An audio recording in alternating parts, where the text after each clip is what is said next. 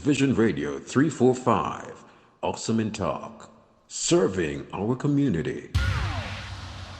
Vision Radio 345. The station to be tuned in. Keep it locked. Keep it locked. Keep it locked. Keep it locked. Welcome to Vision Radio 345. It's me, Mr. Kane, and I'm here with Patricia White. Hello, Patricia. How you doing? I'm doing fine, thank you. Great. And the reason why I'm interviewing this lady is because what we're going to call the Gambia Experience, she's been living out there for 4 years, and I'm intrigued to find out how this journey went. So my first question to you is, what made you go to Gambia to live? Did you visit the country before and then thought to yourself, "Yep, I want to be, I want to live here"? Can you talk us through that? Yes, I can.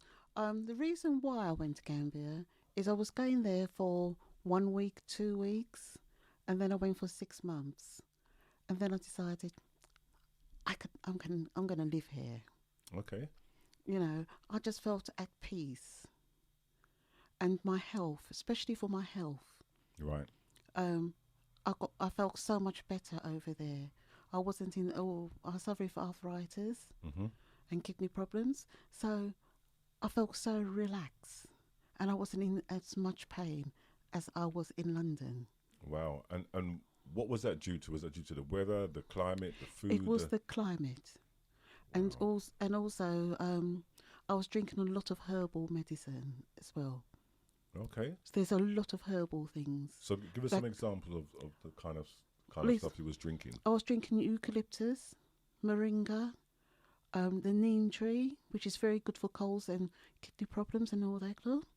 And I got together with a herbalist, and he gave me some medicine specially for me to drink. Okay. And I thought, this is the place for me. Wow. Instead of living over in London Mm-hmm. and being cold all the time. Well, black people like hot weather. I'm sorry. Yes, I do. We like to be in the hot weather. Yes, I don't like the. I don't. We need the sun. I just don't like the coldness. Yeah.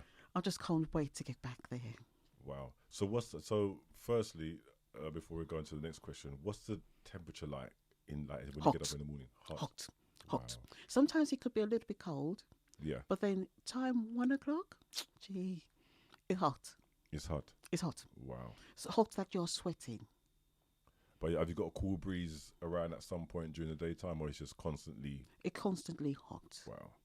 It's only when you go into some villages, Right. that it gets. You can feel the coolness. Okay. So to my next question now. So where in Gambia are you living currently now? Now I'm living in a place called Serene, Okay. which is on the west side. Okay. So I like it. I've got a 5-bedroom house, Wow. Okay. which I'll rent out to other people. So, but I rent out to Gambians because it's very hard for a Gambian person to get a place to live over there. So you're offering your services out to people who haven't got anywhere to live. Yes, especially the young men. Wow. Okay. Because all my house is filled up with young men. So there's 4 rooms, and there's two rooms in the back, 2 little bungalows. They're all young guys. Interesting. So, what's the area like, and how are the people who live in that area? What's it like? What's the feel of the area when you're in there? I like it. That's why I decided. I've been to different areas, and I just didn't like them because of the people, especially the women. The women looks down on other women from Another other country. countries because they think that we'll come to take their man. Nah, Wow. that's what That's interesting. That's their mentality. We come to take their man. And I thought, nah, can't be done to do that rubbish. I think that's a westernized thing, isn't it? That kind of mentality. Yes. But yeah, I mean, you're out in Gambia. You're amongst different, well, not different people. You're amongst your own people, so to speak. Because you have people who visit Gambia anyway. But mainly, it's a country where black people reside and so forth and so on. And you've got different. No, I have to correct you there. Oh, a lot of white people are coming over there now. that's interesting. They're living in Kaloli and all those areas. Right. So they're saturating themselves to different areas. Right. Okay. You know. So which part of where are they mainly based? Other people who move there, where are they mainly based? Kutu.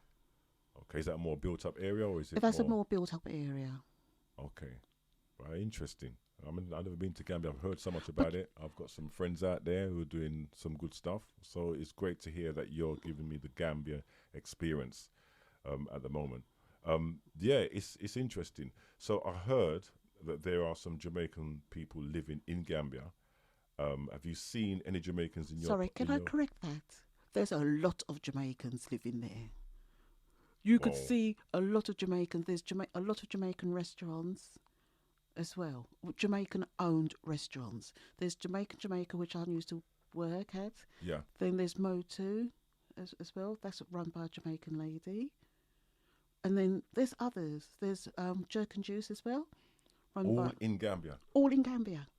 There's about 5 or 6 restaurants in different areas. Owned by Jamaicans and people who are out there living currently. Yes. People don't seem to realise. People say to me, "Oh, what do you eat? Do you just eat the Gambian food?" And I went, "No. There's so much different food to eat." That is that's an enlightenment. I didn't know that. I know that there were Jamaicans out there and people doing bits and pieces, but I didn't know that there's actually set up a business out there. Because the reason why they set up business is because there's so much Jamaicans going there, and then you still want your Sunday favourite, rice and peas and chicken and whatever you have. I did hear, right, and I'll you've got to do your research on these things. I heard that Jamaicans are actually from West Africa originally. That's where they're actually from, West Africa. That's what I was told as well. And I'm going through some of the, I'm always on TikTok looking at things, getting information, and I came up across a guy who was actually been interviewed in West Africa, and he even said it himself. He said, "This is where we need to be." So that's another show within itself. But do you know something? I agree. You should do another show with that, because there's a lot of Jamaicans, not just Jamaicans. I know I'm one of 3 Bajan people there. Okay. Right. There's some Antiguas there. Okay. Some from Guyanese. One of the guys who used to run the hyperlink is a Guyanese person. I didn't know this. So this is what I'm saying. I've already heard that there's Jamaicans out there, and I don't hear about it that much. But when I hear, that's who they usually call. But I didn't know that these other people are out there from Antigua and so. Yeah. Wow. There's a lot of other people, other different islands. Not a lot of us, but enough. That's really interesting.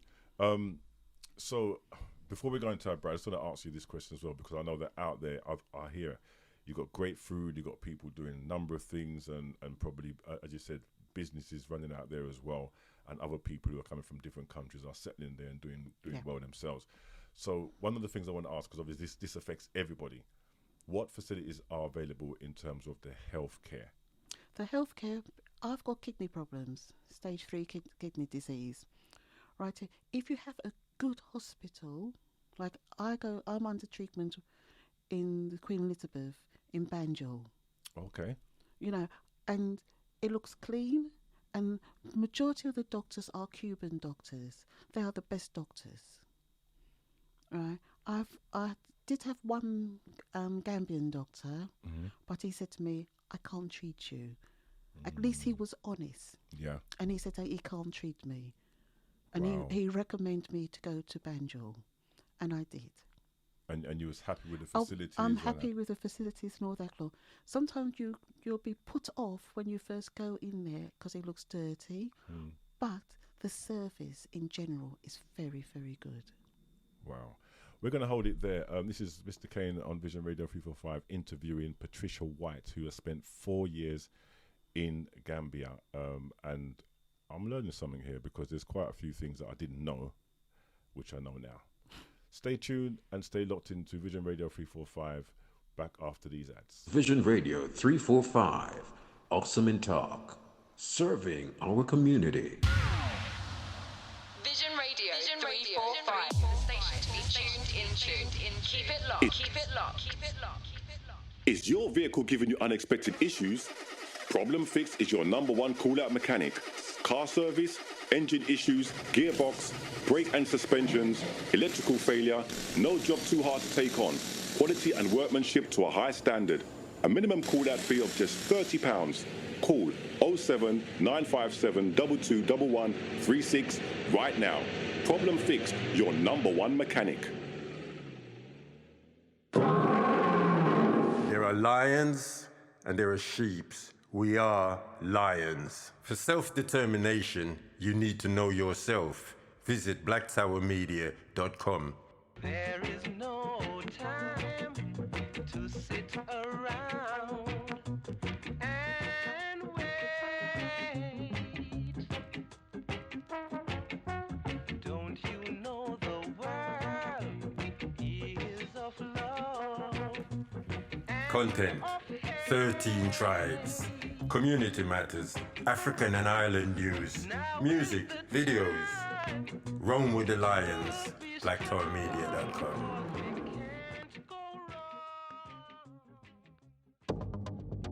At Wanax Security Limited, your safety is our number one priority.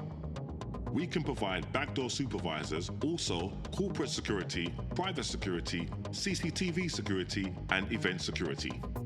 For more information, call 041 289 9992 or email wallaxforreal@gmail.com. Terms and conditions apply. Keeping you safe. Wallax Security Limited. Certified and approved by the SIA. Vision Radio. Vision Radio. Vision Radio. Vision Radio. 45. 7 your community. 7 your community. 7 your community. 7 your community. Welcome back to the show. If you've just joined me, I am interviewing Patrica White, who has actually took herself all the way to Gambia and lived there for 4 years. And she's given me a run through of what it's like living out there. And I've certainly picked up some bits and pieces there about how, kind of picture of how the whole thing looks. So I'm going to ask you a couple more questions and then we're going to close our interview. This is very interesting. Right, so my next question is, what about the jobs and opportunities in Gambia? What does that look like in reality at the present moment in Gambia? Hard. It's very hard to find a job over there at the moment. If you're not going to go over there and actually open up your own business, that's what a lot of people's doing. And that way, you have to have a Gambian person working for you. You have at least 3 or 4 Gambian persons.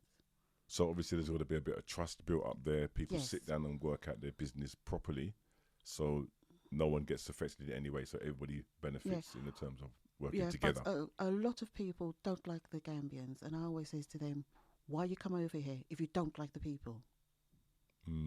So what is it they don't like? the two-face. Okay. But I said to them, you get that anywhere. Yeah. Just be quiet and enjoy yourself. Yeah. Get to know the people, speak to them. Yeah. Don't let yourself just be by yourself all the time and just mix with Jamaicans or with different islands. Yeah. Absolutely, you're right there, because I think it's about you have to get to know what people are about first, and stop being judgmental about somebody who you don't know and thinking they're going to be doing this. And this is one of the reasons why I've always said this is why we don't really go nowhere, because of this kind of mindset that we have. But as if you rightly said, if you're out there and you're doing something with business, just do what you need to be doing. Yeah. Because obviously it's all about making progress, and we've always want to make progress, and it's a great time. I'm quite intrigued at the fact, well, not intrigued, I'm quite surprised that there are businesses out there. I knew there was, but now you're speaking exactly what's going on out there. I'm kind of taken back. Yeah, but the downfall is because now there's too much people coming over and want to do businesses, but don't employ any Gambian people. I think the first thing, you have to employ a Gambian person. Yeah, you've got to connect with the community. You have to, yes, so true. Yeah, and if you come to make a difference, which is setting up your business, which is good, then I think it's right to employ the people to build whatever they need to build. Yeah, I totally agree with you with that.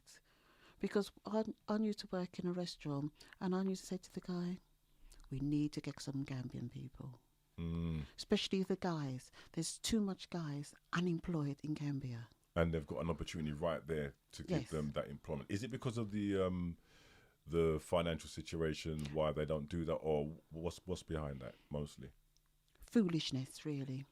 So they've actually got the money They- to they've- help these guys. They've got the money to help, but they haven't got the mentality to want to help them. So there's a lot of learning going on there Yes. as well. Yeah. Okay. Wow. Again, I'll have to definitely have another conversation about this. So, my last question: what advice would you give to anybody who's thinking of leaving their country and living in Gambia permanently?